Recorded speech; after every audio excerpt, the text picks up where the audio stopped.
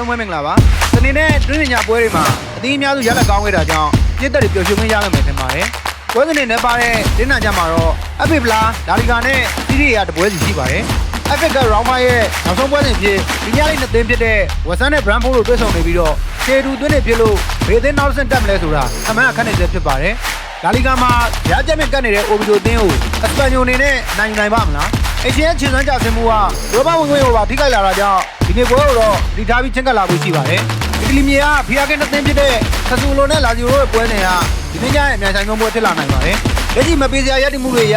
စေးလေကစားလို့ရတဲ့အနေအထားတွေဖြစ်တာကြောင့်နှစ်သင်းလုံးတက်စစ်ဖွင့်ကစားပြီးပြည့်တက်ကိုဖျော်ဖြေပေးမဲ့ပွဲကောင်းတစ်ပွဲဖြစ်လာမလားစောင့်ကြည့်ရမှာဖြစ်ပါတယ်။ဒီညပွဲစဉ်တွေရဲ့ဒီကခေါ်ပြောတွေနဲ့အားစမ်းကြအောင်ပဲကန်တိုက်လက်သေးသမားဖြစ်စေဘူကီနဲ့ပြန်ကျဲမဲ့လက်ကြီးဖိုက်တာဖြစ်စေစိတ်ကူးတွေးတွေကိုလက်တွေကောင်းတဲ့ပေါ်ကျင်နေဆိုရင်တော့ဘော်ဒီကိုပေါင်းရင်ကုန်လို့သူတွေအတွက် iPad 789အရင်နဲ့ပြီးမြတ်များစေတဲ့မောင်းတဲ့ကဆန်းကျင်သူတွေအတွက် point zone နဲ့ 555 miss BDD ရဲ့ရဲဆောင်တို့ရွေးချယ်မှုအားတန်တဲ့ညီကိုတွေအတွက် miss 247ဒီလို application တွေတနေရာထဲမှာပြည့်စုံရှိနေတဲ့ဆရာကျောင်းစီမှာအားပေးကုန်ကြည့်ဖို့ဖိတ်ခေါ်ချင်ပါတယ်